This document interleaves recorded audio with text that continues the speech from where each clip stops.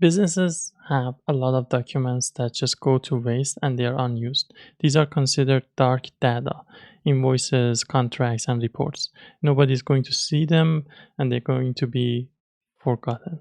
So how can we just use them with a few lines of Python code? In this video, I'll show you how to use Google's Document AI API to do exactly that. We'll start by installing the Google Cloud CLI, then I'll walk you through creating a Google Cloud project and enabling a Document AI API. From there, we'll open up the processor gallery, create our first processor, and I'll share the exact Python code you need to get started. Stick around until the end because I'll also show you how we can take these process documents and prepare them for a vector database in Langflow. Let's dive in. Let's install the Google Cloud CLI. Based on your OS, you need to download one of these packages and unzip it. And then you need to use this line of code to install the Google Cloud CLI. I'm using Cursor as my IDE, but you can use any other IDE. So paste the command in here in the terminal, and of course you need to have the tar file and also unzip it. This is the file you are installing. Also, I've created a document underline OCR IPython file. I'm going to provide this code for you. This is the example that they provided and I just copied it here, and I'm going to run the code and also give you access to the code in my community. Ignore the other folders for now, but you need to have a virtual environment, and the way you do it is by python-m venv and your virtual environment name, which I just was lazy and set venv. And to activate it, you need to, in Mac at least, you need to have source and venv bin activate, and this is going to activate the environment. You'll see this VM right here. You can specify a different name for it. Next, what you need to do is to initialize the Google Cloud SDK, and the way you do that is by Google Cloud SDK bin gcloud init. And after doing this, you'll see a bunch of configurations that you need to do. For me, I've already configured it, so I'm going to reinitialize for you to just see. It's going to ask you for your email or the account that you have in Google Cloud, and then it's going to ask you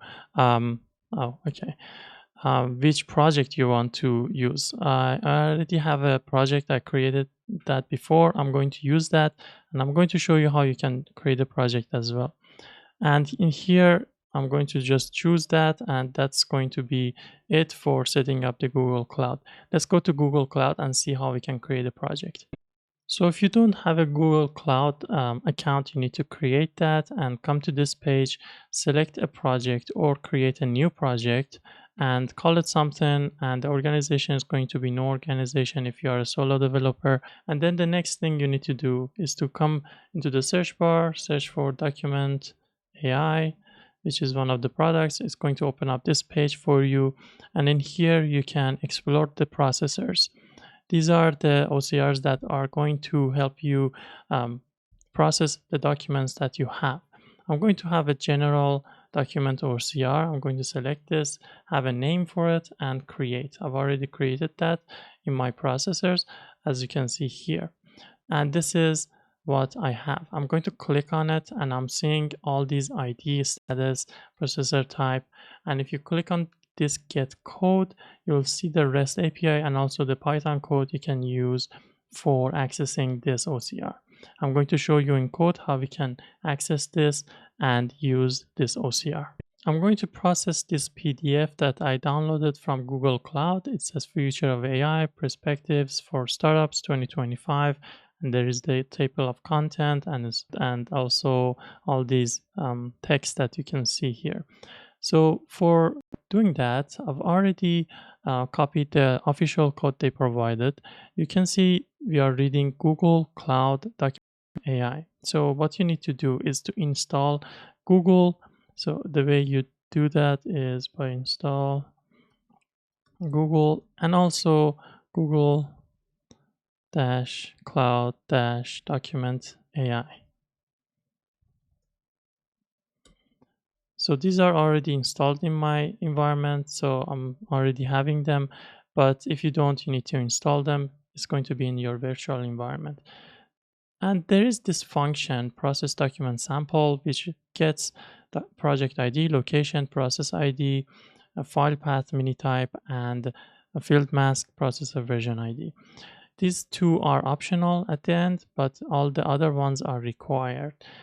Don't worry about what's happening here at the moment. The process that is involved is that we provide the number of pages, and OCR is going to read that number of pages and translate it to text for us from the PDF or image or any type of document you have.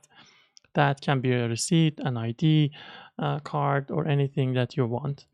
And at the end, it's going to show me the text. So let's run this block of code. And the other one is also here. I've already run it before. I've provided the file path, the processor ID, project ID, the location, and meme type is PDF. And you can see I have my PDF text right here.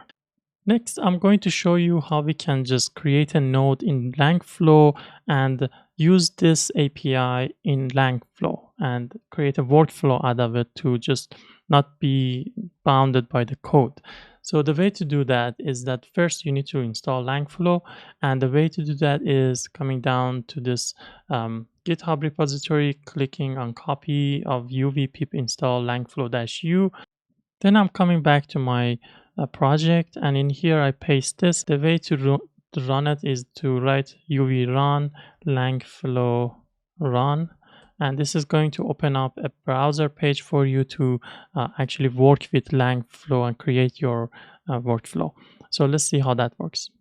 I like Langflow because it allows you to create your custom nodes.